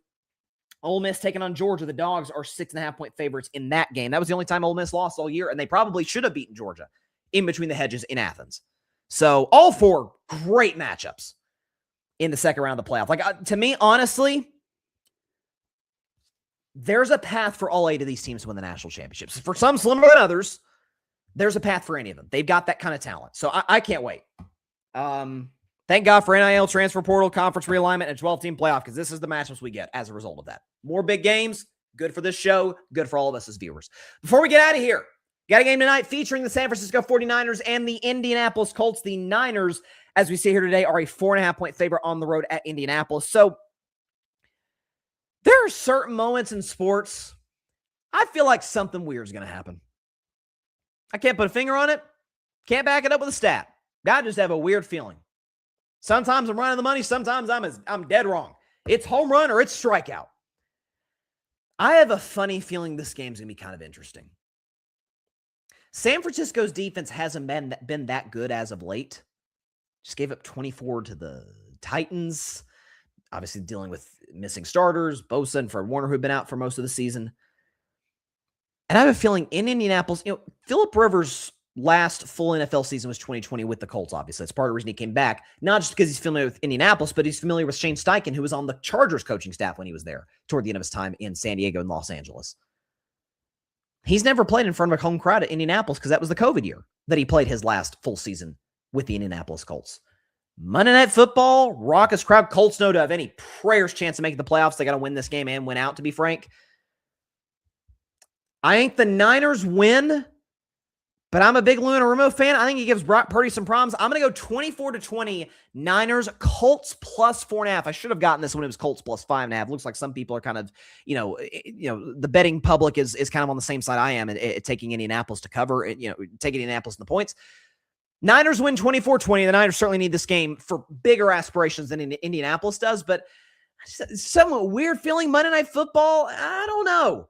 How much of a pass rush are they going to generate on old Phillip Rivers? It's going to be a fun game. I'm looking forward to it. And with that is all the time that we have for today's show. Appreciate everybody for stopping by as always. Be sure to catch Carving Up Live on Wednesday at noon Eastern, 9 a.m. Pacific time. Again, doing a little bit of an early show for Christmas Eve. We're going to have like a Christmas holiday themed show, so definitely stay tuned for that. Of course, we're going to have some Bryson's Best 10, top 10 teams in the NFL, reaction to Niners and Colts. Also, we'll have predictions, not just for the NFL's Christmas games, but of course, for the NBA's Christmas game. So it's going to be a very, very fun show, very lively, festive holiday show. You're going to want to check that out on Wednesday at 12 a.m. if I can speak. 12 p.m. Eastern, noon p.m. Eastern, noon Eastern. It was rough to finish the show, guys. I apologize. Noon Eastern, 9 a.m. Pacific time, right here on YouTube, Facebook, Twitch, X, and on Instagram. Appreciate everybody for tuning in today, for chiming into the comment section. We appreciate it as always. Be sure to catch Carving Up Live anywhere you get your podcast. Check us out on the YouTube channel, all of our newest social media clips, full video clips of our full segments. Subscribe, take 2 seconds out of your day, hit that big red subscribe button right down there. It helps the channel grow exponentially, and you see all of my social media platforms that I'm on right there. Instagram, X, TikTok, YouTube, also on Twitch, Facebook. Follow me on all of those platforms. I would greatly, greatly appreciate it. Let's grow this space as much as we possibly can. Have a great week, everybody. We will see y'all on Wednesday afternoon for a holiday-themed show. Stay safe out there. God bless y'all. Peace out. And let's freaking go, Steelers. Come on. Thanks so much for watching the show on YouTube, and be sure to go click that big red subscribe button and check out the other clips and full shows from Carving It Up Live, as well as our other incredible content creators here on the Grid Network.